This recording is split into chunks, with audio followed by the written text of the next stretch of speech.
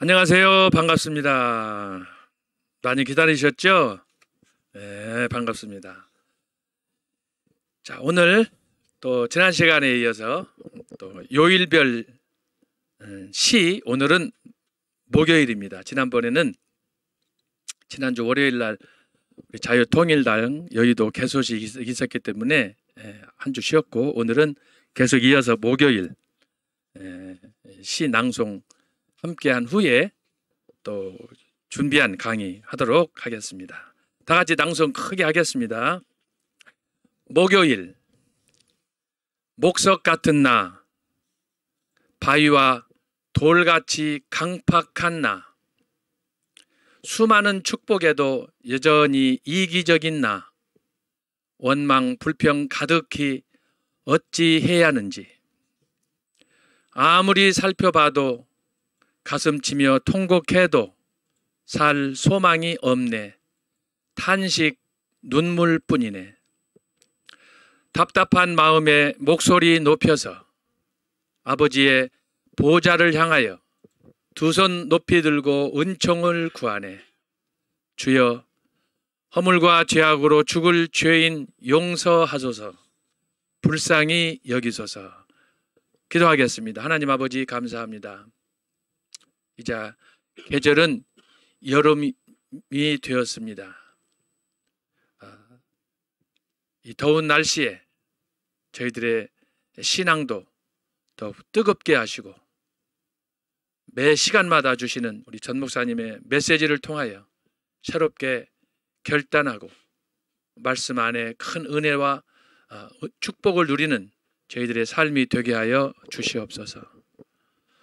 이 시간에도 중세교의사 강의를 통하여 저희들이 미처 알지 못했던 지식들을 잘 섭렵하게 하시고, 이 지식을 통하여 좀 더 깊은 하나님의 뜻을 이해하며 또 이 시대 우리가 감당해야 될 사명이 무엇인지를 깨닫는 귀한 시간 허락하여 주옵소서. 여전히 얼굴을 보지 못하지만 어디에 있든지, 국내든지 해외든지 또 선교지든지 어디에 있든지 주님께서 우리 학우들 한 사람 한 사람 기억하여 주시고, 이 시간에도 우리 중세교회사 강연을 통하여 주시는 은혜를 함께 나눌 때 감사와 기쁨이 넘치게 하여 주옵소서. 시정을 주님께 의탁하오며 이 모든 말씀을 예수님의 이름으로 기도합나이다. 아멘. 자, 오늘은 여러분들이 그 유튜브 통해서 보시는 중세교회사 강의 제목은 중세 유럽의 기독교 형성과 확장 과정에 대해서 배우겠습니다. 자, 이거 오늘 강의는 굉장히 중요한데 21세기를 살아가는 오늘 이 시대에 소위 전 세계의 그 5대양 6대주의 구도 그 중에서 유럽이 어떻게 형성되었는가, 결국은 세계 역사는 이 유럽 주도로 지금까지 내려왔는데 그 역사의 정점에 바로 중세 유럽의 여러 나라들, 또 그때 기독교가 포교되었던 그 과정 속에서 이제 영국과 프랑스와 독일과 러시아, 현재 폭넓게 말하면 유럽 전체 전반의 그 시기를 우리가 살펴보면서 정말 하나님께서 계획하신 이 마태복음 28장 19절 20절에 땅끝까지 이르러서 내 증인을 삼으라, 또 마가복음 16장 15절에서 너희는 땅끝까지 복음을 전파하라, 또 사도행전 1장 8절에서 예루살렘과 유대와 사마리아와 땅끝까지 이르러 내 증인이 되라 말씀하셨는데, 그것이 이루어지는 그 과정이 바로 이제 오늘 우리가 윤곽을 잡는 그런 시간이 되겠습니다. 그래서 오늘 여러분 강의를 좀 그 교환 중심으로 설명을 하다 보니까 진도가 많이 못 나가고, 또 필요한 설명이지만 좀 그런 또 애로가 있더라고요. 그래서 여러분들이 오늘은 찬찬히 읽으면서 제가 이걸 풀어서 썼습니다. 쉽게 이해할 수 있도록. 그래서 여러분들께서 이해해 주시고, 또 오늘은 이렇게 강의 중에 중세 역사 속에서 그 출현한 소위 신앙 그 고백, 또 조직신학적인 이런 문제도 일부 제기가 됩니다. 그래서 그런 부분들도 오늘 정리하면서 오늘 이 강의의 그 소위 신학적인 철학적인 일부 내용은 지금 전 목사님이 하시는 요한복음 1장 로고스와도 또 관련이 있기 때문에 우리가 이걸 좀 집중해서 잘 들었으면 좋겠습니다. 자, 교환을 보시면 자, 서론입니다. 자, 중세는 476년 서로마 제국의 멸망과 함께 시작되었다. 자, 이것은 제가 시간마다 여러 번 강조했습니다. 중세는 476년. 자, 이것은 서여환 교수가 정리한 연도다라고 하는 거예요. 그래서 여러분 여기서 할 때 중세라고 할 때에는 초대교회와 구분해서 우리가 이해를 해야 되는데, 그것은 역사를 500년 단위로 나누었을 때 제가 세 가지로 설명을 드렸잖아요. 그 중에 한 부분이에요. 그것이 476년. 476년은 뭐였습니까? 정치적인 소위 구분이다 라고 말씀했습니다. 476년. 그래서 여기서 중세는 바로 이 476년 서로마 제국의 멸망과 함께 시작되었다. 이것을 정치적으로 이렇게 이해하는 거예요. 그러므로 이 전에는 정치적 또는 문화적 단위로서 유럽은 존재하지 않았습니다. 그렇죠? 그 이전에는 유럽이라는 존재가 없었어요. 왜? 로마가 전 세계를 다스리던 그런 시대였기 때문에 유럽은 아직 존재하지 않았어요. 그런데 이 로마가 패망하면서 지난주에 설명했지만 중세 가톨릭 교회가 유니버설 처치라고 그러는데 이 보편적인 우주적인 교회인데, 여기에 중세로 가면서 로마 가톨릭 교회가 로만이라는 말을 붙였습니다. 그래서 로만 가톨릭 처치로 된 거예요. 그래서 이 가톨릭 처치는 초대교회에 있던 거예요. 그래서 초대교회에 있던 가톨릭 처치와 중세 로만 가톨릭 교회하고는 완전히 다른 거예요. 여러분이 혼돈하면 안 돼요. 그래서 우리가 초대교회를 향해서 가톨릭 처치 하면은 바로 성경에 기초한 예수님의 제자들 사도적인 전통을 강조하는, 그리고 압축된 사도신경을 통해서 우리가 신앙을 고백하는 바로 그런 개혁적이고 보수적이고 성경적인 그런 교회, 이게 가톨릭 교회 초대교회였어요. 근데 이 교회가 지금 로마의 패망과 더불어 중세로 가면서 붙은 다른 이름, 로만 가톨릭 처치, 혹은 그 중세 천주교 이렇게 되는 거예요. 그래서 초대교회의 가톨릭 처치와 중세의 가톨릭 교회는 완전히 다르다라고 하는 거예요. 그래서 이제 지난주에도 말씀드렸고 저지난주도 말씀했고, 초대교회를 이해하는 내 기둥과 관련해서 중세에 새롭게 등장한 교회 전통이 뭐냐, 그걸 제가 여러분에게 설명을 들었습니다. 그래서 이걸 다시 한번 쭉 정리하시면서 가야 여러분이 중세교회사 1000년의 역사를 이해할 수가 있고, 그래서 오늘은 본격적으로 그 중세의 역사가 1000년의 역사가 어떻게 시작됐느냐, 바로 중세 유럽의 기초가 있다라고 하는 것을 설명드리는 거예요. 자, 그래서 본래 로마가 패망하기 전에는 유럽이라는 나라가 없었지만은 패망과 동시에 유럽이 존재하게 됐다. 하지만 로마 제국의 모든 전통은 멸망 후 476년 멸망 후 1000년의 중세 교회와 다양한 문화적 전통과 언어, 우월한 제도와 법률을 통해서 계승되었습니다. 자, 중세가 1000년 동안 진행됐다고 그랬는데, 왜 이렇게 중세 교회가 로마 시대에 이런 문화, 전통, 언어, 여러 가지 법률을 계승했느냐? 로마는 멸망하지 않는 영원한 제국이라고 생각했기 때문에, 바로 그런 로마에 대한 그런 그 좋은 전통을 중세 로마 가톨릭 교회가 유지하고 싶은 마음에 그것을 계승하게 된 거예요. 그래서 제가 지난주에 말씀했듯이 모든 사람으로 말하면 내장은 전부가 로마 제국의 전통이에요. 다만 얼굴만 중세 교회예요. 그 간판이 로마 교황이다라고 하는 거예요. 여기서 바로 그것을 설명하는 거예요. 물론 침략으로 고통과 불안의 혼란 속에 로마 제국의 전통을 잘 보존하였습니다. 이 말씀은 무슨 말씀이냐? 중세가 1000년 동안 진행이 됐지만 평탄한 세월이 아니었다라는 거예요. 끝없이 전쟁이 있었고, 끝없이 신학 전쟁이 있었고, 끝없이 교회가 대립하고, 그 가운데서 첫 번째는 이슬람 제국과 싸워야 되고, 그것이 십자군 전쟁으로 가는 거잖아요. 두 번째는 로마 가톨릭 교회가 동방 교회하고 또 싸우는 거예요. 그것은 395년, 지난주에 설명했어요. 395년 데오도시우스 황제 때 로마가 동로마, 서로마로 분리되면서 이제 시작된, 그래서 1054년에 결정적으로 이제 서로마와 동로마가 분열하게 됐는데, 그런 얘기들을 여기서 지금 압축적으로 하는 거예요. 그래서 중세 교회는 1000년 동안 끝없는 전쟁, 내부의 갈등이 있었다라고 하는 거예요. 현재 유럽의 중심부인 독일은 당시 로마 제국의 영토 밖이었습니다. 남북부 갈리아, 현재의 프랑스와 브리튼, 현재의 영국은 부와 인구가 동부에 몰려있던 로마 제국의 변방이었습니다. 자, 여기서 로마 제국의 변방이라고 했는데, 로마 제국의 중심은 어디냐? 이탈리아잖아요. 이탈리아를 중심으로. 그러니까 영국 같은 경우 프랑스는 저 끝에잖아요. 독일도 저 북쪽이고.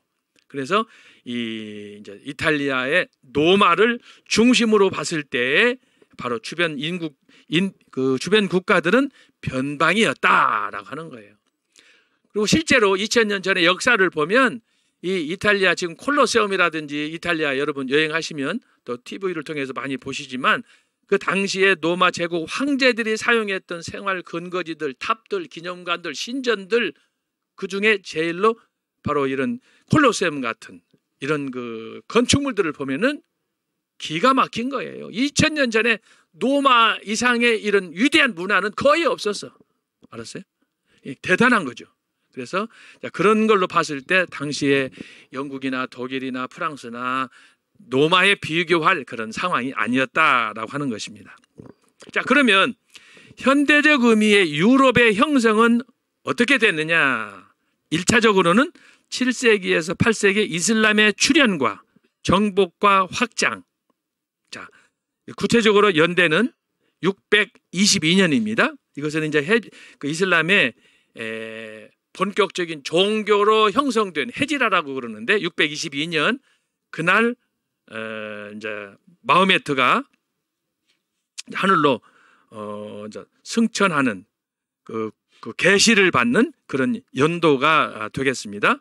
그런데 바로 그 이슬람의 출현과 정복과 확장, 소위 알라로부터 받은 그 계시, 이걸로 인해서 이제 이슬람교가 시작이 됐는데, 바로 이슬람의 등장과 더불어서 이제 그 당시에 유럽이 일색으로 기독교 국가였는데, 그 기독교 국가가 이슬람에게, 여러분 622년인데 100년 만에 다 이슬람으로 넘어가는 거예요.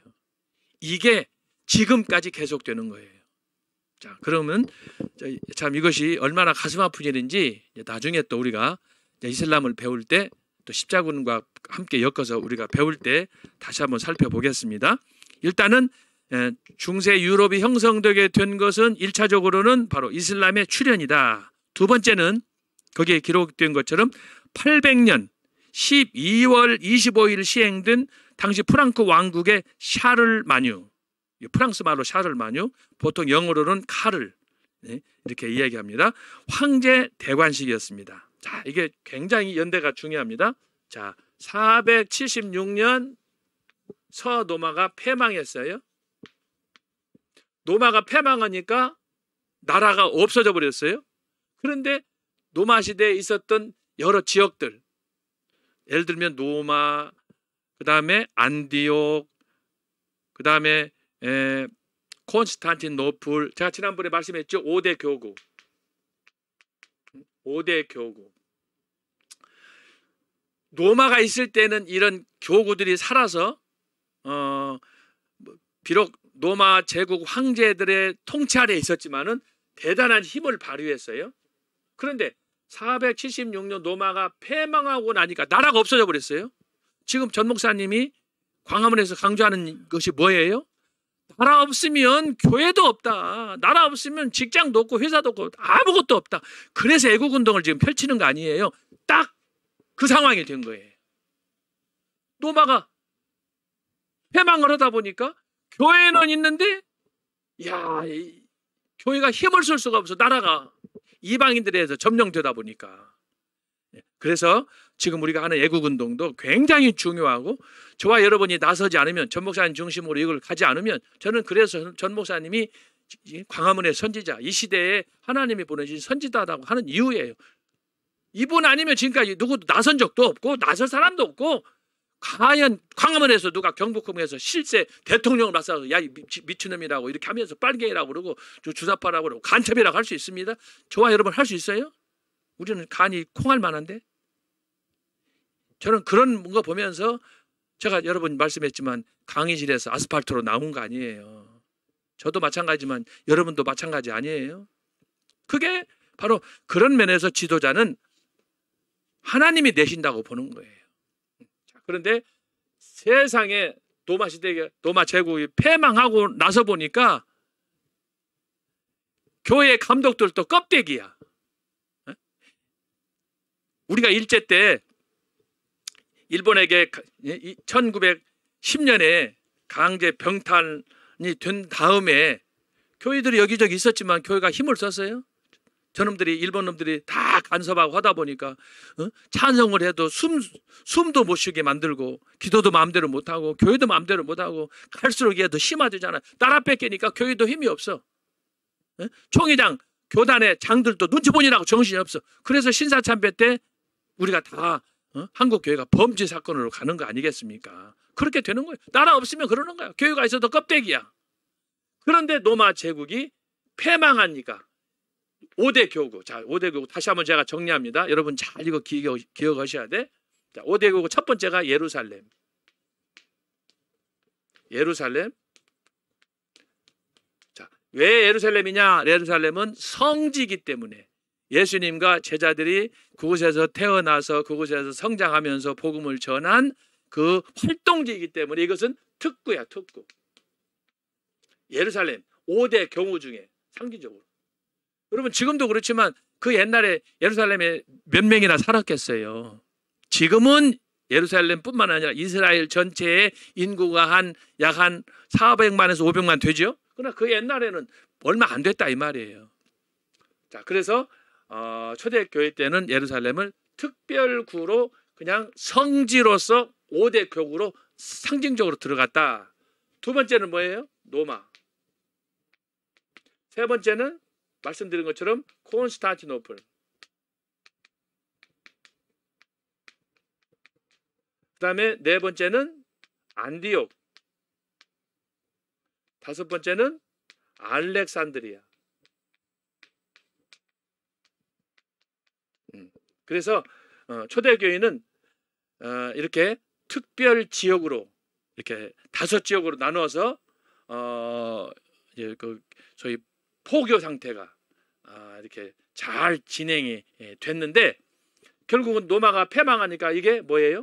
한마디로 말하면 껍데기만 있는 거예요. 알맹이는 없고 허수아비처럼 그런 상태가 됐다. 자, 그래서 이 476년이 중요한데 결국은 패망하고 나니까 황제가 없어져 버린 거예요. 황제가. 황제가 없으니까 로마라는 이 자체가 힘을 쓸 수가 없는 거예요. 교회도 마찬가지고. 자, 이런 상황에서 여기서 나타나는 800년. 계산해 보면 324년이에요. 324년 동안 로마가 패망하고 나니까 로마 황제가 없었는데 이때 소위 말해서 여기 등장하는 샤를 마뉴, 카를 이 소위 대제가 샤를 마뉴 대제가 당시에 껍데기로 있었던 아무런 힘을 쓰지 못했던 교황 네오가 있었어요. 네오 3세를 불러다가 당신은 나에게, 샤를 마뉴가 800년이에요. 특히 여기 있는 것처럼 12월 25일 크리스마스, 당신이 이렇게 나라도 없이 껍데기로 그냥 이렇게 지내는데, 만약에 당신이 나에게 소위 노마 황제의 재관, 노마가 476년 망성에 노마 황제가 없다고 그랬잖아요. 324년. 그런데 교황에게 제안하기를, 내가 당신을 800년 12월 15일 날 내가 당신을 초청할 테니까 크리스마스 날 와서 나에게 노마 황제가 썼던 황제관을 쓰고 나에게 기름을 부어달라, 이렇게 한 거예요. 그래서 네오 3세가 가서 샤를 마뉴에게 기름을 붓고 노마 황제를 다시 세우는 일을 한 거예요. 그래서 그것이 324년 만에 노마 황제가 부활한 거예요. 자, 여기에는 고도의 정치적인 이해관계가 있는 거예요. 자, 네오 3세는 나라가 없이 그냥 교회 껍데기만 있는 거예요. 샤를 마뉴는 모든 권력을 가졌는데 갑자기 자기가 이렇게 권력을 행사하기가 굉장히 제한됐다, 이 말이죠. 공식적으로. 그럴 때 네오 3세를 통해서 자기를 노마 황제로 세워주면 내가 당신을 위해서 진짜 잘 어른처럼 모시겠다. 그러면은 서로 좋아요, 안 좋아요? 서로 좋지 않아요? 특별히 누가 좋아요?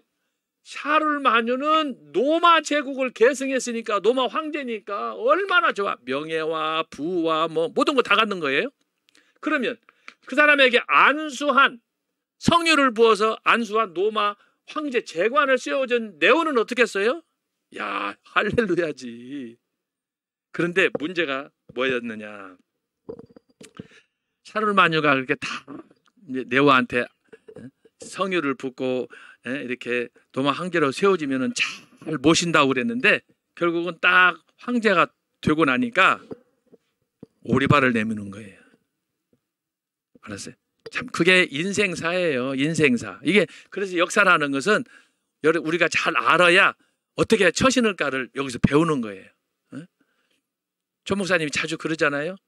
최근에도 배신자들이 몇 사람 나왔다고 그러잖아요. 미국까지 갔다 오고 나오고 그러면서 여기저기 가서 이용만 하고 뻥 틀고 다니는 사람들, 뭐 지금도 뭐 유튜버들 몇 사람 있다고 그러지만, 여러분 참 사람을 여러분 네오는 교회 대표 간판급이에요.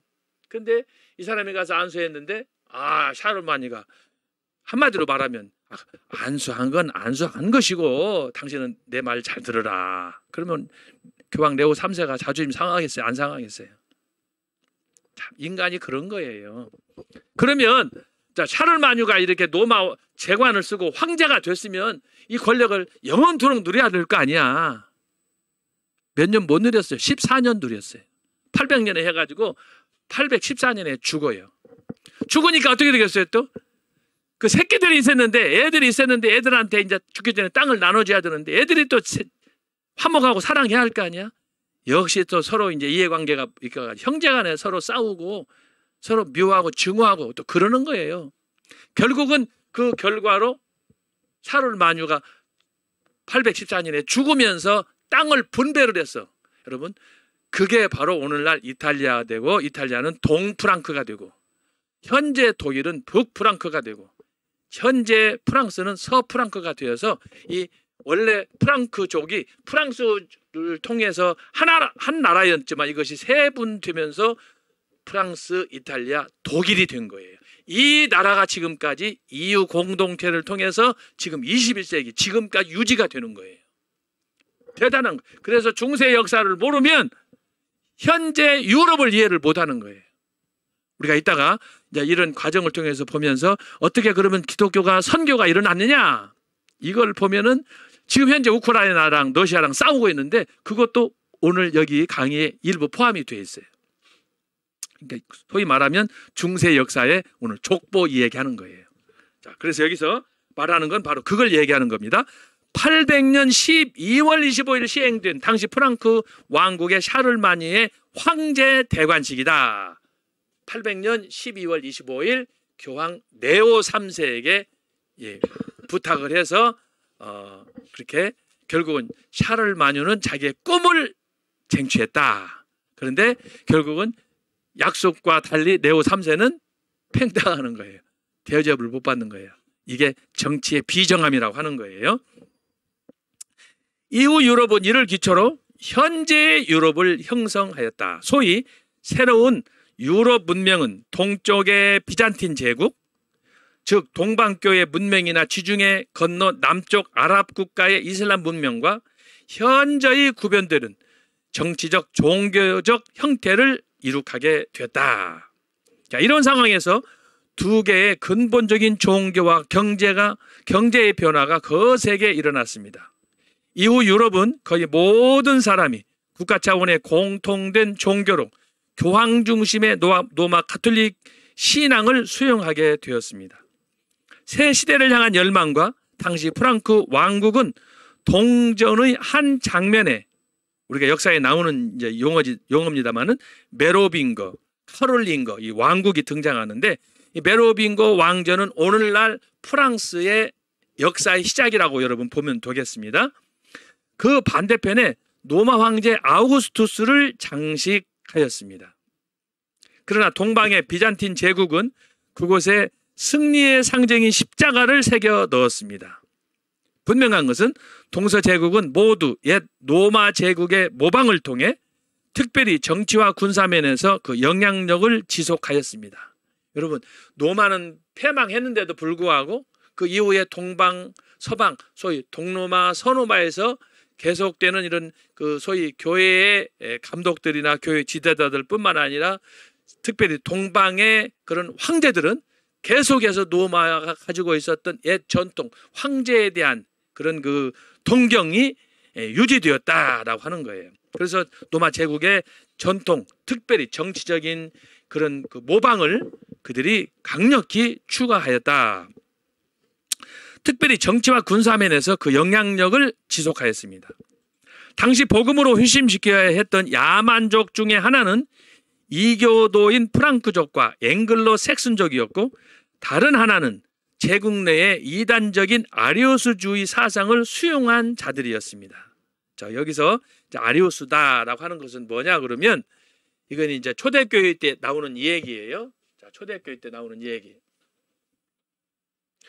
제가 말씀드렸듯이 초대교회의 그 500년 신앙을 이해하기 위해서 제가 여러분에게 4가지 기둥을 설명을 했었는데, 자, 첫 번째는 성경의 정경화다 그랬어요. 다시 내가 하는 거예요. 이게 너무너무 중요하니까. 지금 강의에서도 반복적으로 또 나오잖아요. 왜 정경하냐라고 할 때 초대교회에 가경, 유경이 있었다. 가경은 오늘날 우리식으로 말하면 이단과 같은 책이에요. 그리고 유경은 뭐냐? 성경이 될 수도 있는 그런 경건한 내용인데 한마디로 말하면 1%가 부족해. 자, 그런데 여기서 성경 정경화가 됐을 때 성경이 어떻게 66권이 되느냐라고 했을 때 초대교회의 교부들이 이 성경을 66권으로 확정하는 과정에서 중요했던 이 정경, 가경과 외경이 무수히 쏟아져 나오고 교회를 혼란시키는 그때에 어떤 책을 정경으로 성경으로 만들어야 되느냐라고 했을 때 무작정 한 거 아니에요. 여기에는 여러 이유가 있지만 제가 3가지만 소개합니다. 첫 번째가 뭐냐? 신약 성경에 들어갈 수 있는 이 정경, 성경이란 뭐냐? 하나님으로부터 직접 계시를 받았느냐? 소위 영감성이에요. 영감성. 자, 이 영감성에서 보면 이 가경이나 유경에도 요즘에도 보면 흔히 이단들이 내가 복음을 얘기하잖아요. 자기가 기도 좀 많이 하다 보면은 하늘로부터 응답을 받았는데 그 중에 하나가 마호메트야. 소위 이슬람, 코란. 다 자기가 기도하다가 요즘에도 여러분 주변에서 그런 사람들 있어요, 없어요? 장로네, 목사네, 어떤 때는 또 권사나 집사들이 그런 이상한 소리 하면서 어젯밤에 내가 꿈을 꿨는데 내가 계시를 받았는데 막 하고 그러잖아요. 굉장히 위험하고 조심해야 돼. 그런데 그걸 가르쳐서 산에 가서 뭐 금식기도 몇 번 하고 철야기도 몇 번 하고 하다가 자기도 모르게 무슨 뜨거운 그 감동을 받고 막 심장이 뜨거워지고 막 그러면은 로또 사, 로또. 네. 그래가지고 그걸 낭패보는 사람이 얼마나 많아요. 자기가 하나님인 줄 안다니까. 굉장히 조심해야 돼 우리가. 그걸 자꾸 강조하다 보면 잘못하면은 이게 신비주의로 가는 거예요. 신비. 그래서 스스로 교주가 되는 거예요. 교주. 남의 말 듣지도 않아. 네? 그래서 목사든 장로군 간에 자기가 기도하보고는 함부로 막 얘기해서 나한테 기도받을. 그렇게 해서 생긴 것이 천부교 이단 박대선이에요. 박대선. 여러분 신앙 좀 잘 아시죠? 내가 그 사람 연구를 다 했어요. 제가 논문도 가지고 다녀요. 그런데 다 그렇게 처음에는 순수하고 뜨겁게 지도를 잘 받다가 어느 날 은혜를 받고 가슴이 뜨겁다 보니까 소위 말해서 성령의 역사를 성령을 체험했다라고 해가지고 잘못되는 거예요. 왜 잘못되느냐? 이 신비한 이런 그 은혜 체험을 영감을 받는 건 그 사람들만 받는 게 아니고 저와 여러분도 받을 수 있어요. 그러나 중요한 건 뭐냐? 그것을 오늘 성경 말씀을 통해서 전 목사님이 광고하시는 그 설교하시는 말씀처럼 말씀에 비추어서 말씀의 거울로 보고 그것이 곁들어지지 않는가. 전 목사님 늘 그러시잖아요. 계시를 보고 기도다 응답을 받으면 혹시라도 내가 잘못된 게 아닌가. 그래서 이충근 박사님한테 정치 문제, 경제학자한테 또 하고 헌법학자한테 전화하고 확인하시잖아요. 그게 중요한 거예요. 그리고 궁극적으로는 뭐예요? 말씀을 통해서 그것을 대조하는 거예요. 내가 잘못되지 않았나. 그렇기 때문에 전 목사님이 이탈하지 않고 지금까지 몇십 년 동안을 하나님 말씀 붙잡고 건전한 신학 위에서 이 복음운동, 애구운동을 지금 하고 있는 거예요. 굉장히 좋은 자세예요. 그런데 자칫 잘못하면 저와 여러분도 그런 오류에 빠질 때가 있어요. 여러분 기도하다가 능력받고 어젯밤에 철학기도 했는데 막 가슴이 뜨거워지고 하나님께서 뭐 음성이 들렸다나 환상을 봤다나 그래가지고 된 일이 뭐가 있어요? 한번 얘기해봐요. 그래서 조심해야 되는 거예요. 반드시 그런 모든 것들은 뭐냐? 하나님 말씀을 통해서 비춰서 그걸 말씀을 통해서 재해석을 받아야 되는 거예요. 이거 싫다 하는 사람이 교주가 되는 거예요. 신비. 다 이단으로 가는 거예요. 이게 뭐예요? 이단. 전 목사님이 생각이 3대 통로할 때 헤브라 그 헬라이즘 헬라 철학 거기서 강조하는 게 마지막으로 이단들 나가잖아요. 헬라 철학하고 히브리 사고 거기서 서로 강조하는 것이 뭐냔 말이에요. 그러다 보니까 다 이렇게 교주나 이단으로 가고 자살해서 죽고 다 그러잖아요. 그래서 여러분이 생각할 때는 첫 번째는 성경을 기록한 사람들이 어떻게 가경, 외경이 있는데 정경으로 채택할 수 있느냐. 첫 번째는 영감성이에요. 두 번째는 뭐냐? 사도성이에요. 사도성. 여러분 너나 나나 영감을 받을 수 있지만 성경은 아무나 기록할 수 있는 게 아니에요. 여기서 사도성은 뭐냐? 예수님과 직접 동고동락 했느냐 이게 중요한 거예요. 근데 여기 가경 외경들은 다 찌라시들이야. 그냥 지 멋대로 살다가 와가지고는 계시 받았다 그러는데 성경이 정경으로 채택되는 데 있어서 중요한 건 뭐냐? 사도성이에요. 예수님과 더불어 3년 반 동안 동고동락하면서 예수님과 밥도 먹고 그다음에 배도 타보고 고난도 받아보고 한 이 모든 것들을 말하는 거예요. 사도성. 자 그러면 지금 살아가는 한국에 있는 이단들 저기 신천지라든지 전도관이라든지 뭐 미국에 있는 안식교라든지 여호와 증이라든지 그 새끼들이 다 예수님하고 사도성이 연관이 있어요? 한 놈도 없어요. 한 놈도 없어. 그러니까 이것을 기록한 사도성을 강조하고 예수님과 함께했던 12 제자. 참 이 사람들이 어떻게 성경을 기록했는가 하는 것들을 바로 규정해가지고 성경에 삽입시킨 것은 지금 진짜 하나님의 은혜가 아니면 할 수 없는 거예요. 그러니까 여러분들이 요즘 신앙생활하다가 혹시라도 실수하면 안 돼요.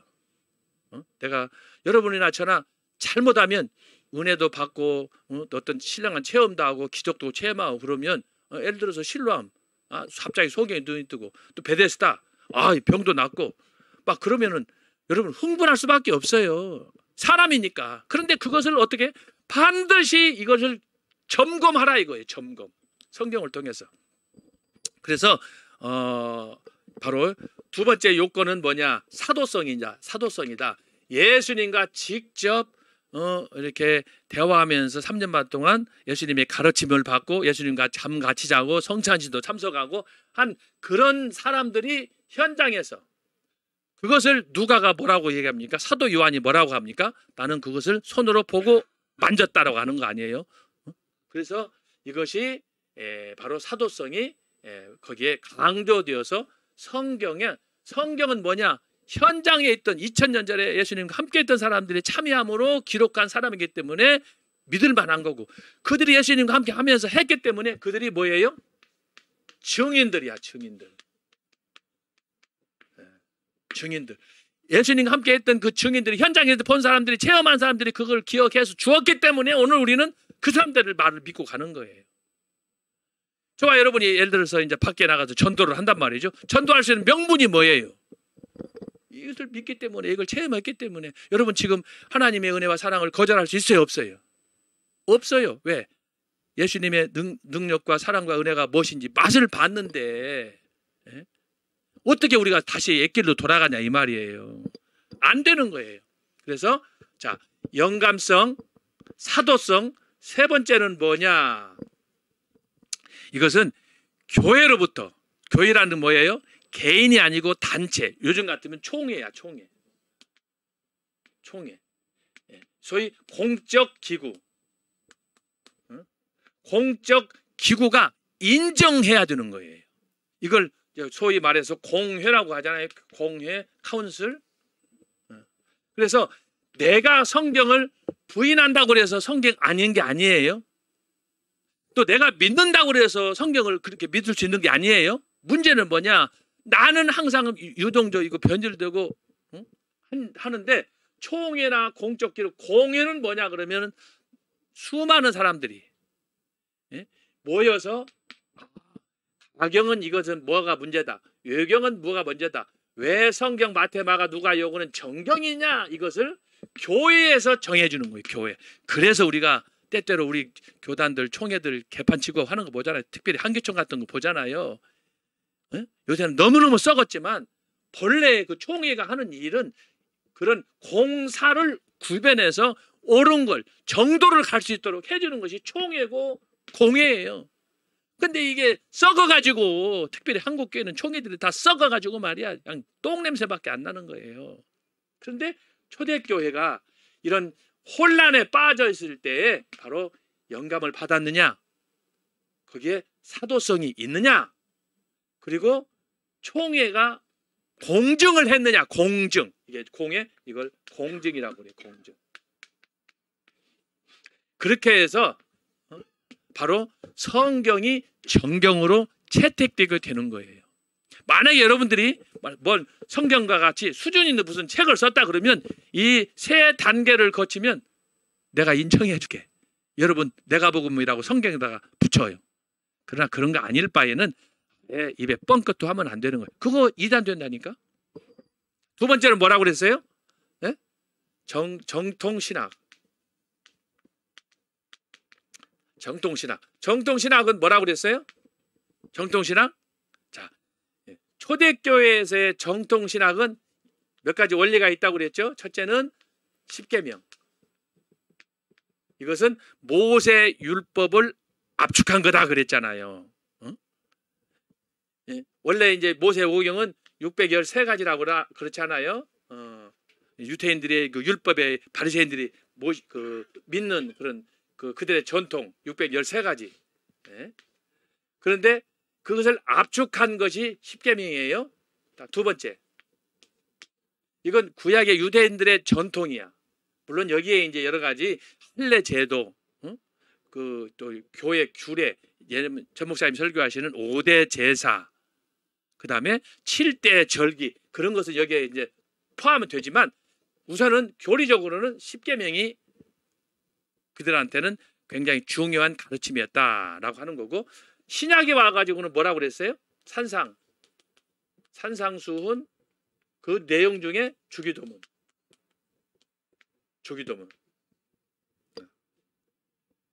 그 다음에 세 번째는 뭐라고 그랬어요? 사도신경. 자, 이것이 초대교회의 아주 중요한 신학을 분별해주는 그런 전통이라고 그랬잖아요. 십계명, 산상수, 사도신경. 근데 이것은 대부분 다 300년 이전, 기독교가 여전히 박해 아래 있을 때, 지하교회에 있을 때, 카타콤의 그 지하 동굴에서 비밀리에 숨어서 설교하고 신앙을 듣고 서로 교제하면서 말씀을 나누면서 할 때의 모습이고, 기독교가 공인된 이후에, 자, 기독교 공인은 언제라고 그랬어요? 313년. 기독교가 공인된 이후에 지하에 있던 카타콤에 있던 크리스찬들이 다 지상으로 나와서 이제 교회를 짓고 건축하고 자유롭게 신앙생활을 할 수 있다고 그랬잖아요. 313년 기독교가 공인된 이후, 공인 이후에 뭔 일이 발생하느냐? 그동안에는 아버지 믿습니다, 주님 믿습니다, 신앙이 하나였어요. 그런데 기독교가 딱 공인되고 나니까 교회 안에서 헬라파, 유대인, 정통파, 유대인 뭐 이런저런 사람들이 많이 모여가지고 서로 내가 믿는 게 정말 맞는가? 또 옆에 친구들하고 대화하다 보니까 친구 말이 맞는가? 서로 이제 하다 보니까 아까 말씀드렸듯이 5대 교구 중에 특별히 안디옥, 알렉산드리아 이런 사람들이 서로 논쟁을 하기 시작하는 거예요. 지역 싸움으로, 교리 싸움을 하는 거예요. 그래서 이제 313년 이후에 네 번에 걸쳐서 신학 논쟁이 발생하는데, 그때 나온 게 삼위일체 교리예요. 자, 이것을 씁니다. 325년, 381년, 431년, 451년 이 네 번에 걸쳐서, 이게 초대교회 소위 사회 공인이야. 저희 공의회라고 그래요. 공의회는 바로 오늘날 총회하고 같은 거예요. 카운슬. 그래서 이제 대표적으로 성경에 나타나는 걸로는 사도행전 15장에 있는 예루살렘 총회 그러잖아요. 예루살렘 공의회, 카운슬, 어셈블리, 총회라고 하는 거예요. 그래서 이 초대교회 때 바로 이 정통신학 이 네 가지를 만드는 거예요. 325년, 381년, 431년, 451년. 그래서 이 네 가지는 전반부 기독교가 공인되기 이전의 신앙 고백서, 공인된 이후에는 네 번에 걸친 이 신앙 고백서. 이것이 뭐냐? 토탈. 이게 묶어서 이것이 초대교회 500년 신앙을 정립해 준 거예요. 그래서 나온 게 초대교회 정통신학이다 라고 하는 거예요. 이 정통신학은 다른 말로 하면 뭐냐? 바른 신학이다. 바른 신학. 다시 말하면 성경신학이다. 성경에 근거한, 요즘 같으면 이걸 또 다른 말로 하면은 정통신학. 정통신학. 자, 이건 용어만 좀 다르지 사실은 똑같은 내용이에요. 정통신학, 성경신학, 바른신학. 요즘에 이것을 이제 전 목사님이 좋아하시는 표현으로는 청교도 신학이야. 청교도 신학. 청교도. 청교도. 혹은 이것을 또 요즘에 신학자들 간에 하는 얘기로는 개혁신학, 개혁신학이라고. 이게 다 사실은 같은 의미의 신학을 얘기하는 거예요. 그걸 가리켜서 정통신학이다. 이 정통신학은 언제부터? 초대교회 때부터 이렇게 구약에서부터 쭉 계승되어 내려왔다라고 하는 거예요. 그걸 얘기하는 거예요. 자, 그런데 여기서 지금 중요한 것은 뭐냐? 그 1페이지 마지막 보면 이단적인 아리우스 그랬잖아요. 이 아리우스라는 놈이 문제예요. 이 사람은 당시에 주교였어요. 주교. 우리 같으면은 담임 목사야. 담임 목사. 이 천주교의 그 성직 명칭이 이제 주교였는데, 이때 당시에 같은 주교로서 이제 아타나시오스라는 사람은 성직자지만 집사였어요. 오늘날 우리 한국교회에서는 집사하면은 이제 장로, 집사 이렇게 직분이 다르지만 이때에는 평신도들에게는 직분이 없었어요. 지난번에 말씀한 것처럼 성직자 안에 교황, 추기경, 주임, 부주임, 그다음에 집사 이렇게 해서 그 소위 직분 자체가 성직자 안에서의 계급처럼 나눠 있다고 그랬잖아요. 평신도들은 직분이 없어요. 근데 이것이 이제 종교 개혁으로 이어지면서 본격적으로 이것이 현대 우리 한국교회에서 가지고 있는 교회 직분처럼 목사와 평신도로 나눠 가지고, 그래서 평신도는 장로, 권사, 집사, 전도 이렇게 된 거예요. 근데 본래 이 성직의 직분은 중세 때까지는 일반 사람들에게는 허용되지 않았고, 이런 성경에 있는 직분들이 대부분 다 천주교 안에 자기들이 임으로 만든 직분에다가 붙여서 자기들만 독식했다라고 하는 거예요. 그래서 여기서 말하는 이단적인 아리우스는 뭐냐? 자, 여기 보면 그 아래 작은 글씨로 된 2번이 있어요. 작은 글씨 2번. 이걸 잘 우리가 읽겠습니다. 320년. 자, 이걸 여러분들 잘 읽으면 지금 전 목사님이 하시는 로마서, 아니 요한복음 1장에 로고스가 여기 나오는 거예요. 그러니까 지금부터 1700년 전에 이 논쟁이 불이 붙었어. 근데 이것을 전 목사님이 바로 생각의 3대 통로, 존재의 제1원인, 이걸 통해서 명쾌하게 전 목사님이 설교를 했어요. 근데 오늘 여러분이 다시 한번 반복해서 이걸 배우면 오늘 초대교회 1600년 전, 1700년 전에 있었던 이 논쟁의 핵심이 뭔가, 왜 신학이 중요한가, 이걸 배우는 거예요. 그래서 제가 여기다가 지금 잠깐 지나가는 그 과정에서 중세에 이런 그 역사가 있었다라는 걸 가르쳐 주기 위해서 여러분 여기다가 제가 삽입을 했습니다. 자, 여기 읽어보겠어요. 자, 2번 320년경 제국의 문화적 중심지인 로마 제국을 얘기해요. 320년이란 뭐예요? 아직 서로마가 멸망하기 전이에요. 몇 년 전에 멸망했어요? 476. 476에 멸망했는데 320년이니까 320년은 연대적으로 뭐예요?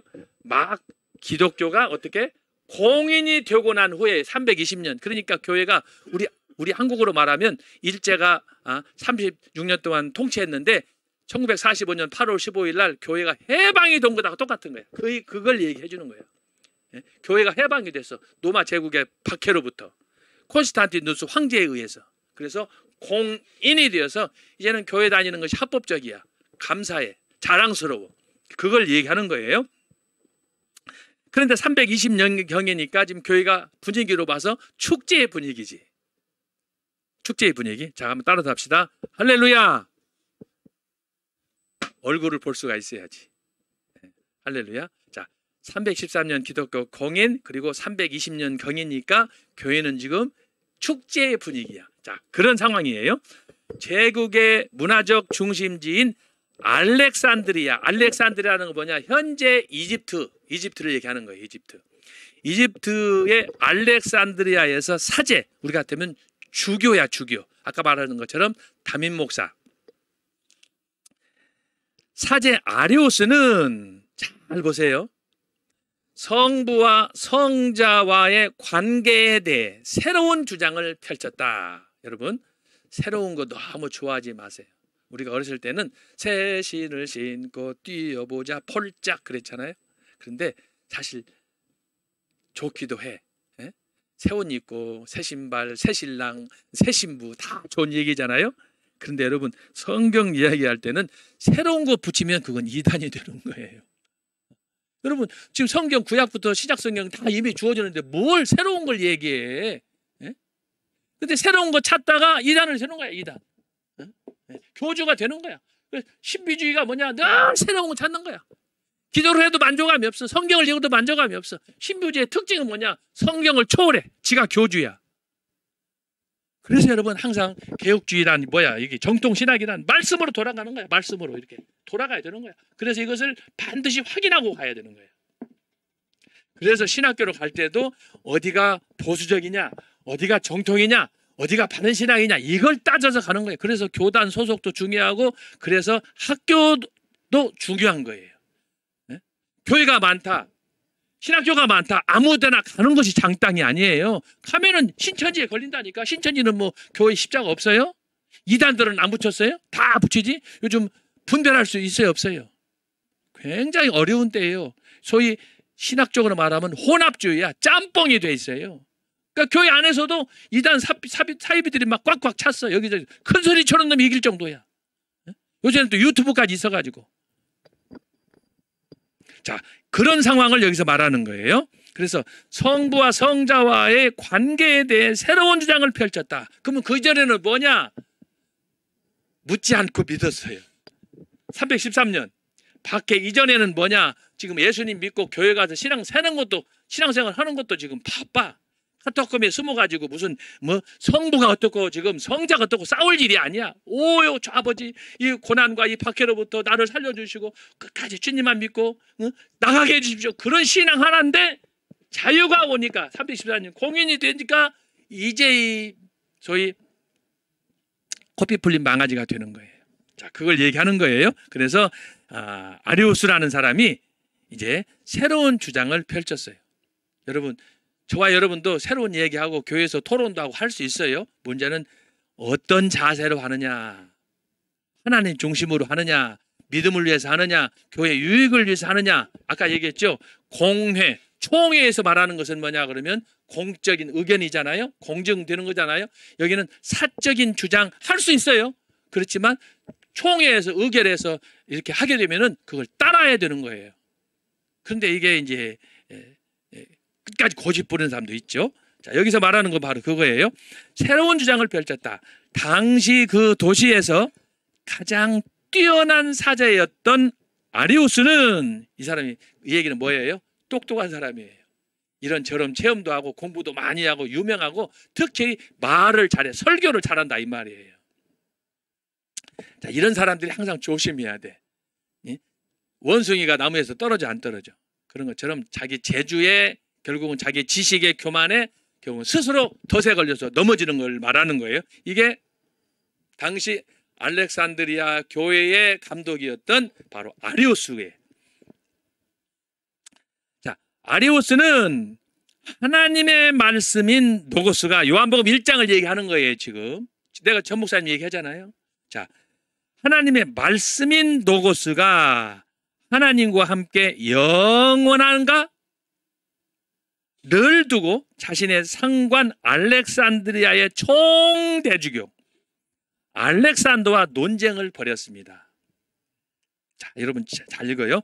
자, 아리우스에 의하면 말씀, 즉 요한복음 1장의 노고스는 하나님이 아니라 모든 피조물 중에 으뜸이 되는 존재로, 왜냐하면 예수님이 전적인 하나님 능력의 하나님이 아니라 피조물로서 마리아를 통해서 이 땅에 태어났다는 거예요. 이게 피조물을 생각하는 거예요. 이게 신앙의 차이예요. 종이 한 장 차이인데 엄청난 차이가 벌어지는 거예요. 그래서 여러분, 우리가 신앙생활 하면서 은혜 받았다고 함부로 떠들고 하면 안 되는 거예요. 이걸 진짜 제대로 내가 깨닫고 있는가를 항상 영감을 받아. 정말 이 기도를 해도 제대로 받아야지. 사이비 영감 받으면 귀신 되는 거 아니에요.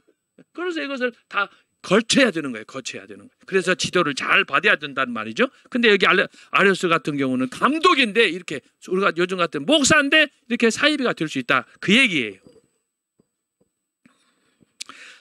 자, 아리우스에 의하면 말씀 중 노고스는 하나님이 아니라 모든 피조물 중에 으뜸이 되는 존재로, 자, 이 세상의 모든 만물이 창조되기 전에 성부 하나님에 의해서 창조되었다. 자, 하나님하고 아들 예수 노고스를 분리시키는 거예요.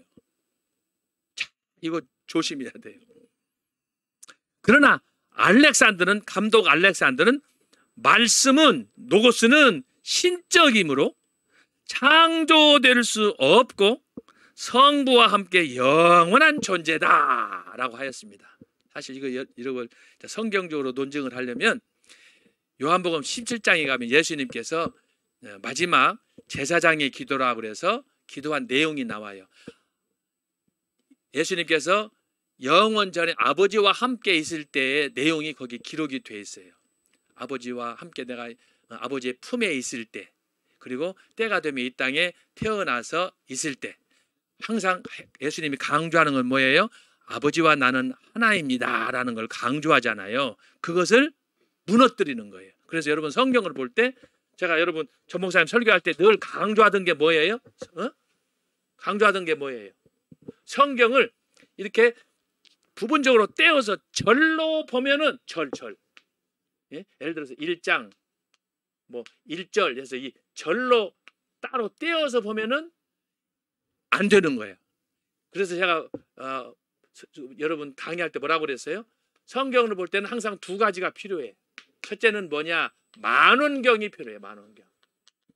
만원경은 뭐예요? 창세기부터 계시록까지를 한눈에 쫙 보는 거예요. 이걸 통달한 분이 누구라고 그랬어요? 전 목사님. 제가 그거에 뿅 갔다고 그랬잖아요. 제가 뒤집어졌다고 그랬잖아요. 이게 탁월하다 이 말이죠. 창세기부터 계시록까지. 저와 여러분이 지금까지 살아오면서 신앙생활 했던 건 뭐예요? 그냥 한 절 한 절 말씀 이어오고 그거에 빠져가지고 못 헤어나는 거야. 성경 창세기부터 계시록까지 하나님 어떻게 말씀을 하시고 어떻게 계시가 발전하고 어떻게 계시가 이루어지는가 이걸 보지 못해. 다시 말하면 전체를 보지 못하는 거야. 전체. 산이 이렇게 있으면 우리가 이거 그림이 있으면 우리가 여기서 이 전체를 볼 수 있는 이런 시야가 필요해. 이게 뭐냐? 만원경이야. 만원경. 이걸 봐야 돼. 근데 우리는 뭐야? 좁새야. 좁새. 하나밖에 못 봐. 자, 그런데 우리가 이 만원경 전체를 보는 전체를 볼 수 있는 이걸 소위 통합. 성경을 통으로 보는 거예요. 통으로. 통합 전체. 통으로 볼 수 있는 이런 시야가 필요한데 만원경만 있어서는 성경을 잘 몰라. 맨날 창세기부터 계시록까지 큰 그림만 그리면 안 되잖아요. 그 내부를 봐야 돼. 그렇게 하려면 현미경이 필요해요. 이 두 가지가 조화를 이루어야 되는 거예요. 그래서 이 전체를 본 다음에 우리가 그림 그릴 때 그리는 방식이 어떤 사람은 안에서부터 그려. 이게 안에서부터 이렇게 하나하나 이렇게 그리는 사람이 있어요. 그러면 채워나가는데 대부분 어떻게 합니까? 이게 종이가 있으면은 전체적으로 이게 구성을 다 해요. 구성을 해서 여기는 뭐 태양이 들어간다. 여기는 뭐 집이 들어간다. 뭐 집을 넣는다. 여기는 뭐 강물이 또 뭐 이렇게 흐른다. 이렇게 구상을 하잖아요. 그런 것처럼 바로 이 만원경은 전체. 그다음에 현미경은 강론. 이것을 하는 거예요. 근데 이것을 잘 하시는 분이 누구냐? 전 목사님이 바로 이 만원경적인 성경, 현미경적인 성경 해석 이거에 능통하다고 하는 거예요.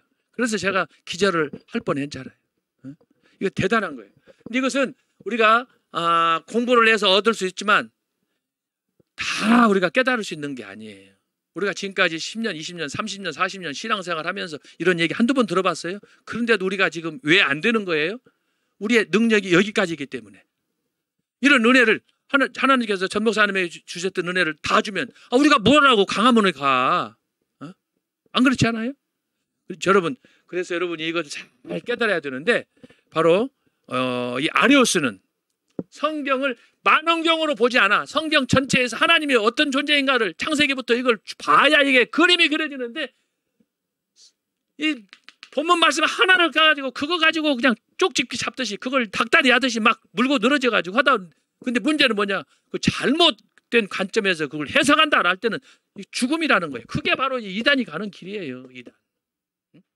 예를 들어서 여호와 증인이나 또 이렇게 신천지에 사는 님이 14만 4천 명이 뭐냐? 그것만 물고 떨어져. 요한계시록만 너덜너덜해. 그것만 물고 늘어져 가지고. 다른 성경 안 하냐? 창세기 출애굽기는 관심이 없어. 미친놈들이지 미친놈. 그 요한계시록만 가지고 14만 4천 명 가지고 당신 거기 속했어? 무슨 지파야? 이것만 따지고 앉았는 거예요. 그래서 이단으로 가는 거예요. 성경을 전체를 봐야지. 전체 만원경으로 봐야지. 통으로. 그리고 그것을 하나하나 이걸 읽으면서 현미경식으로 살펴보면서 그래서 우리가 매일마다 아침마다 경건의 시간 새벽기도를 통해서도 있고 집에서도 있고 읽으면서 이 말씀을 나한테 개인적으로 적용하잖아요. 이 두 가지가 균형 밸런스를 잘 맞춰야 되는 거예요. 그런데 이 두 가지 우리가 노력한다고 하지만 아까도 말씀했지만 얼마나 이게 깨닫기가 힘드냐고. 깨닫기 힘드냐고. 그거 뭐 깨닫기만 하면 돼요? 실천을 해야 되는데. 그래서 여기서 말하는 것은 바로 이것을 얘기한다. 근데 여기서 아리우스는 자기가 좋아하는 말씀, 문제 삼은 말씀, 그걸 가지고 막 확장해가지고 대들고 도전하고 그러는 거예요. 요즘에 유튜브에 있는 몇 사람들하고 똑같아. 내가 누구라고는 이 얘기 안 합니다. 자, 여기 보세요. 자, 아리우스는 알렉산더가 기독교적 유신론을 부인한다. 여기서 유신론이란 하나님은 한 분이다 라고 하는 거예요. 그러니까 뭐예요? 성부와 성자는 같지 않고 하나님은 성부 하나님이다. 그래서 여기서 예수님은 신이 아니다. 예수님의 신격을 부정하는 거라 이 말이죠. 결국은. 그래서 결국은 그러다 보니까 삼위일체를 부정하게 된다 이 말이에요. 좀 더 읽어보면 이해할 수 있습니다. 자, 아리우스는 알렉산더에 맞서 예수는 참된 하나님이 아니라고 하였습니다. 그러니까 신성을 거부하는 거예요. 자, 그러면 만약 예수가 하나님이라면 신성을 지닌 존재가 둘이므로, 자, 아버지가 유일신 하나님인데 예수님까지 하나님이라고 신격을 인정하면 결국은 뭐예요? 하나님이 둘이다. 야, 이 논리적으로는 그럴듯해요. 그래서 아리스토텔레스가 아까 말씀했죠. 말도 잘하고 똑똑하고 많이 배우고 그랬다고 그러잖아요. 그래서 이 알렉산드리아에서 이 아리우스가 가서 감독이 설교하면 거기 있는 사람들이 다 아멘 할렐루야 그랬다는 거 아니야. 이 말을 잘해가지고. 이 말에 논리에 수학적인 논리에 이게 들어보면 맞는 것 같지 않아요? 그러나 여러분 이게 성경의 말씀은 신학은 수학으로 풀 수 있는 게 아니야. 우리 이성으로 풀 수 있는 게 아니야. 그게 전 목사님이 하는 생각의 3대 통로야. 성령의 은혜를 받아야 이게 해결이 되는 거예요. 네? 기가 막혀. 여기에 이제 성경 말씀이 다른 경서라든지 다른 책하고 다른 이유가 그래서 아까 제가 영감을 얘기하는 거예요. 이거 영감이 뭐예요? 하나님부터 계시라니에요. 계시. 네? 계시. 하나님이 주신 계시. 그래서 여러분이 성경을 대할 때 다른 책하고 다르게 이게 이해하고 읽는 태도나 자세를 바르게 해야지. 뭐 이것도 다른 책하고 똑같네. 뭐 전설 따라 삼천리네. 이런 식이 되면은 망하는 거예요. 망하는 거예요. 그래서 아리우스는 알렉산더에 맞서 예수는 참된 하나님이 아니라고 하였습니다. 만약 예수가 하나님이라면 신성을 지닌 존재가 둘이므로 결국 두 신이 존재한다. 여러분 감독이 말한 그럴듯하잖아요. 자, 근데 이것을 다시 한번 정리를 합니다. 제가 여러분은 쉽게 설명을 했어요. 자, 아리우스 신학을 간단하게 정리하면 제가 4가지로. 첫째는 뭐냐? 성자 예수 그리스도는 다시 말하면 노고스는 성부처럼 영원하지 않다. 왜? 지음받았기 때문에. 마리아를 통해서 태어났잖아요. 출생을 했잖아요. 그러니까 그럴듯해. 성자 예수 그리스도는 하나님하고 다른 분이기 때문에 성부와 다르다. 영원하지 않다. 예수 그리스도는 신이 아니다. 이 말이에요. 여러분 여기에 이 사탕 발림에 넘어가면 안 돼요. 두 번째로 성자는 세상 즉 만물의 창조에 앞서 무로부터 창조되었다라고 하는 거예요. 자, 이것도 성경을 제대로 이해하지 못한 데서 오는 거예요. 여기서 창조라는 건 뭐냐? 한번 무로부터 창조, 창세기 1장하고 같은 거예요. 그런데 성경에서 말하는 진짜 의미는 뭐냐? 예수 그리스도는 성부 안에서 영원히 태어나는 거예요. 한 번만 태어나는 게 아니에요. 어떻게 그렇습니까? 그래서 성령의 사역이 중요한 거예요. 성부와 성자와 성령은 삼위일체잖아요. 자, 그래서 예수님은 우리같이 비고튼, 본, 태어나는 게 우리는 한 번 태어나지만 예수님은 영원히 성부 안에서 태어나는 거예요. 자, 그것이 이제 골로새에서 나오는데 제가 그 설명은 시간이 없기 때문에 넘어갑니다. 그래서 여기서 말하는 성자는 세상, 즉 세상이라니까 바로 이 천지 만물이 창조되는 창세기를 얘기하는 거예요. 예를 들면 그래서 성자는 세상, 즉 만물의 창조에 앞서 무로부터 창조되었다라고 하는 거예요. 창조, 이게 중요한 거예요. 그래서 예수님의 신격을, 영원하신 이터널, 예수님의 신격을 부정하는 것이다. 자, 단적으로 이거에 대해서 우리가 맞설 수 있는 것이 뭐냐 하면은 성경 한번 찾아보겠습니다. 히브리서 13장 8절.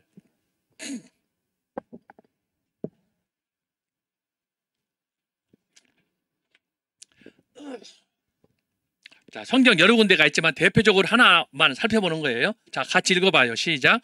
예수 그리스도는 어제나 오늘이나 영원토록 동일하시니라. 기가 막힌 말씀이에요.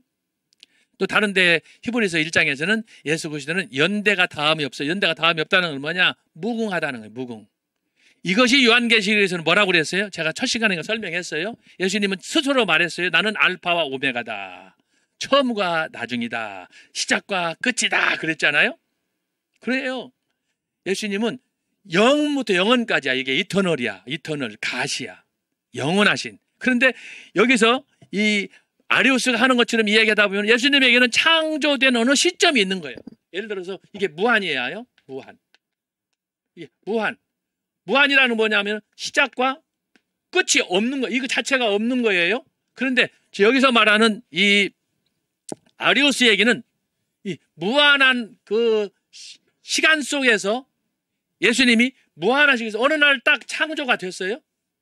자, 그러다 보면 예수님이 어떻게 해요? 예수님의 신성, 하나님의 신격을 부정하고 결국은 뭐냐? 아까 말한 것처럼 하나님이 신이 둘이 된다.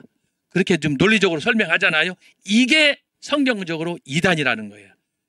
우리가 잘못하면 그럴듯한 이 논리에 빠져가지고 할렐루야 할 수 있는데 그게 다 이단들이 하는 이 얘기다. 그래서 이제 초대교회에서 아리우스를 이단으로 정죄하는데 바로 그런 문제가 여기에 있다. 세 번째는 뭐예요? 성자는 본성상 성부의 아들이 아니고 성부의 으뜸인 창조물로서의 성부의 아들이다라고 하는 거예요. 아주 교묘하게 이것을 또 이렇게 엮어서 풀었습니다. 세 번째, 본성상 성부의 아들이 아니에요.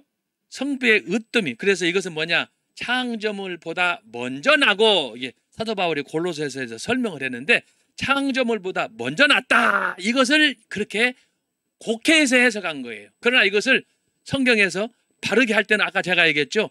영원히 계속 태어나는 거예요. 성부와 그 성부의 능력과 성령 안에서 성자는, 자, 그래서 이것이 그 일반 우리가 태어나는 이 창조의 이론하고 예수님께서 신격으로서 삼위일체로서 하는 것하고는 완전히 개념이 다른 거예요. 네 번째, 성자는 성부와 같은 본성에서 난 것이 아니라 그에 의하여 창조된 것이므로 그의 본성은 성부와 다르다. 그러므로 성부 하나님과 아들 성자 예수 그리스도는 이질적이고 차별적인 존재다. 하나님은 영원한 창조분인데 예수님은 만약에 하나님의 그 뭐라고 그래요? 여기 말씀한 것처럼 창조물로서 태어났기 때문에 여러분 피조물이라는 거 아니에요? 하나님은 영원한 창조주고 피조물. 그러면은 거기에 창조자와 피조자 간의 그 모든 본질이 같겠습니까? 그래서 여기서 말하는 게 이질적이고 차별적이고 여기서 나오는 것이 뭐냐? 비슷하다. 유사로 가는 거예요. 유사 본질. 신학적으로 유사 본질이라고 그러는데 바로 그런 문제가 일어났다. 그래서 여기서 이제 이 아리우스가 강조하는 것은 예수님하고 성부 하나님하고는 비슷하다. 시밀라. 유사하다. 그러나 차별이 됐다. 하나는 아니다. 그 말이에요. 이것이 아리우스가 주장한 그런 주장이다. 자, 근데 이에 대해서 도전을 받은 알렉산더 그리고 그의 제자였던 아타나시우스, 이 사람은 당시에 교회에서 성직자지만 집사로 섬겼어요. 집사 성직자. 네. 자, 이 사람은 뭐냐? 스승 알렉산더를 믿고 지지함으로 인해서 5번이나 유배를 가서 죽을 뻔했어요. 그런데도 불구하고 끝까지 알렉산더 자기 스승의 주장을 지키면서 아다나시우스 당시에 주교였던 이 장로하고 맞서서 싸웠습니다. 자, 그러면 하는 얘기가 뭐냐? 유배 생활을 통해서 총대주교 알렉산더의 신학을 계승, 성부와 성자가 동일한 본질, 호모 우시오스이며 동격인 존재다. 성부와 성자는 하나다. 여기서 나온 것이 신학적으로 동일 본질이라고 그래요. 그래서 이것이 나온 것이 성부와 성자와 성령은 삼위일체가 되는 거예요. 이게 신비예요. 이것을 이성으로 지금 아리오스 얘기한 것처럼 수학적인 논리로 해석하면은 이단이 되는 거예요. 이것이 다른 종교에서는 찾아볼 수 없는 기독교만이 유일하게 강조한, 이걸 유대교도 안 믿는 거 아니에요. 예수님이 존재를 부정하는 거 아니에요.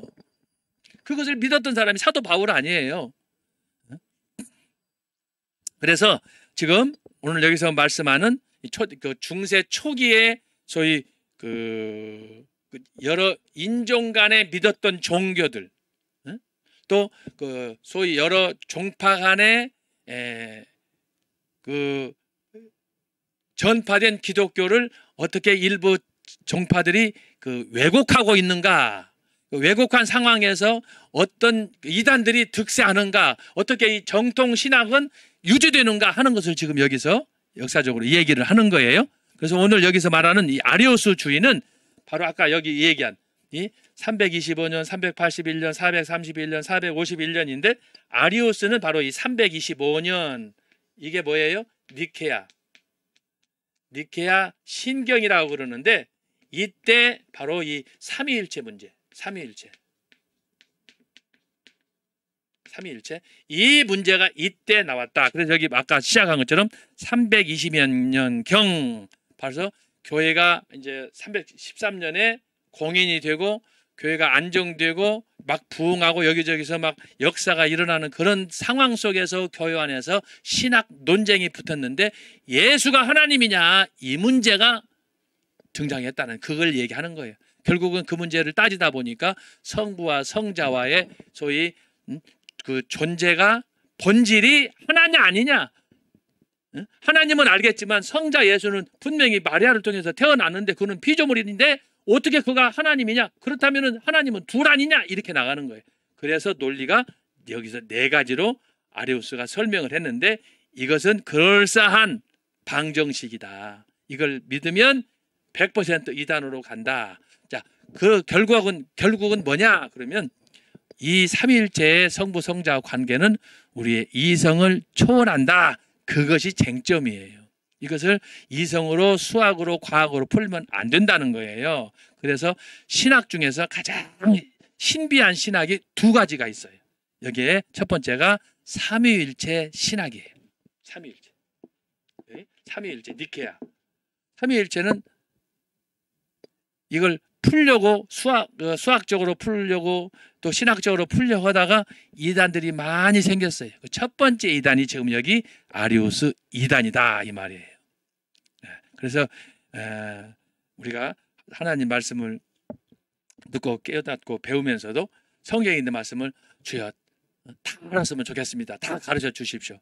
다 가르쳐 주어도 알지도 못하지만 다 알려고 하면은 그러다가 나중에 여러분 잡히는 수가 있어요. 항상 그래서 우리가 말씀을 들을 때 읽을 때도 늘 겸손으로 허리를 동이고 정말 하나님께서 우리에게 지혜를 주시도록 그렇게 해야 된다라고 하는 거예요. 여기서 지금 그 얘기를 하는 거예요. 그래서 호모 우시오스이며 동격이다. 그 결과 자 정리했습니다. 당시 니케아 공의회는 325년이에요. 아리우스를 이단으로 정죄하였다. 이것은 1000년이 지났어요. 1000년이 지났어요.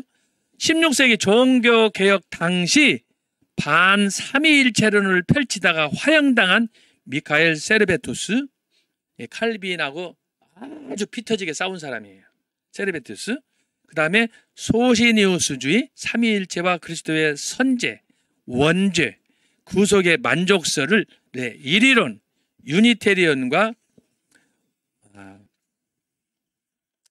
그 다음에 여호와의 증인, 그리스도 형제 자매, 이 사람들이 다 반삼위일체론으로서 예수님의 성자, 예수님의 제2 이격을 부정하는 사람들이다라는 것을 여기서 말씀을 드리는 거예요. 그래서 여러분, 최초의 삼위일체 이단은 325년 아레우스고 그 이후에서도 계속 나타나는 거예요. 이름만 바꾸는 거예요. 이름만 바꾸는 거예요. 그래서 여러분이 항상 이단들은 새로운 이름 바꿔가지고 자기가 유명세를 떨치고 교주가 되려고 그러는데, 여러분, 이것은 결국 사망의 길이다. 그걸 여러분들이 아시면은 좋겠습니다. 그래서 여기서 지금 이제 말씀하는 것은 이렇게 초대교회 노마가 470년에 폐망하고 이제 그 이후에 중세로 이제 들어가면서 교회 안에서도 계속해서 논쟁이 일어나는데, 그 논쟁의 첫 번째가 바로 325년에 삼위일체 논쟁으로부터 시작이 됐다. 이걸 여러분들이 기억하시면 좋겠습니다. 그리하여 자, 2페이지로 갑니다. 당시 아리우스는 그리스도를 만물보다 먼저 나신 피조물이라고 믿었습니다. 이것이 쟁점이에요. 그래서 예수님을 하나님과 같은 동격으로 보니 아니하고 동일로 보니 아니하고 피조물, 창조물과 피조물로 봤다. 다만 그는 우리 피조물보다도 최초로 태어났다라고 하는 거예요. 그 영향으로 야만족들은 그리스도를 영광스러운 바이킹의 한 추장으로 생각하였습니다. 그러니까 예수님을 하나님으로 믿지 않을 때 그들이 예수님을 보는, 요즘에 자유주의 신학자들이 예수님을 도덕자로, 윤리적인 완성자로 보는 것하고 똑같은 거예요. 결국은 명칭만 다르지 똑같은 거예요. 그래서 이제 미국의 그 웨스트민스터 신학교에 한때 교수였던 코넬리스 반틸 박사 같은 경우에는 이걸 가르쳐서 뭐라고 그러느냐, 하나님의 말씀, 예수님의 신성, 삼위일체 이런 걸 믿지 않는 사람들을, 그들은 누구냐? 이단도, 그리고 이것을 믿지 않는 이성을 강조하는 자유주의 신학자들, 이 사람들은 이단보다도 더 나쁘다라고 비판을 했습니다. 그러니까 여러분이 오늘 우리가 생각할 수 있는 것은 하나님 말씀을 그대로 말씀대로 믿고 간구하고 하나님 말씀대로 살려고 몸부림치고, 이 자체가 축복이라는 거예요. 이걸 성경을 믿지 않고 하나님을 의심하면서 기도하면 그게 제대로 되겠습니까? 그러니까 이단들은요 진짜 희한한 놈들이에요.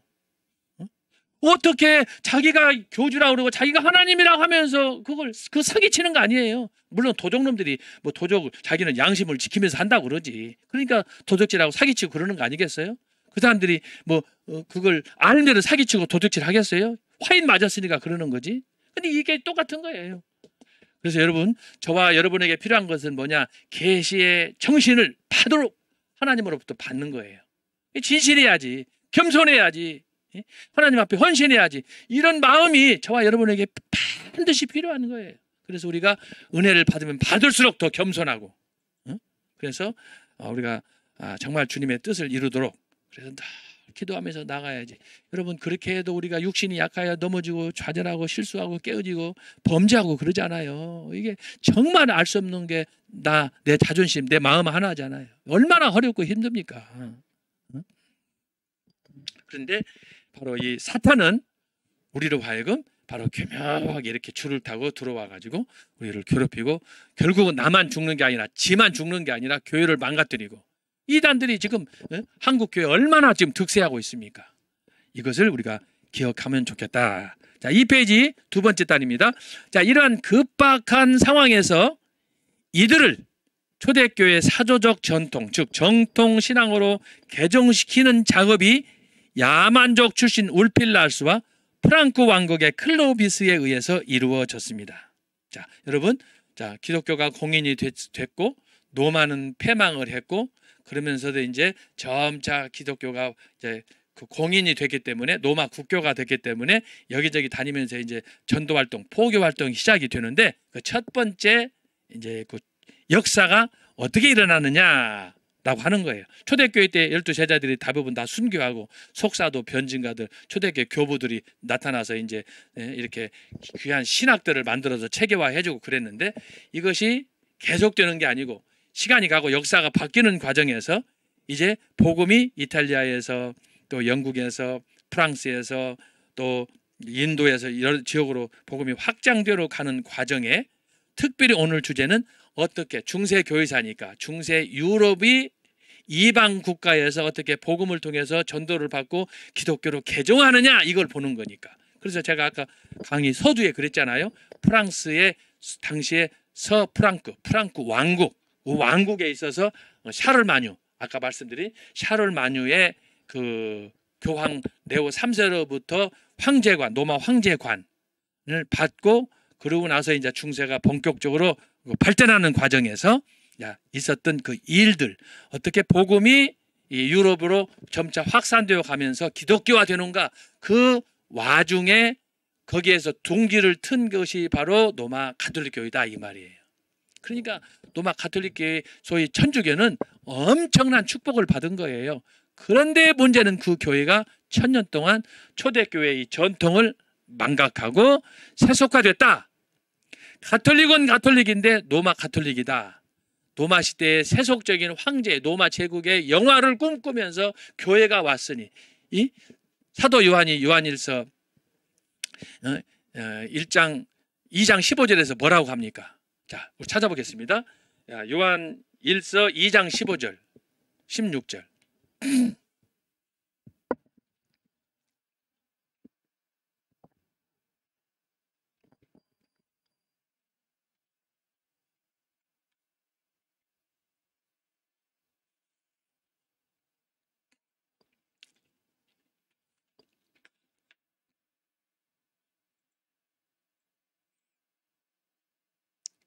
요일, 그 다음에 2장.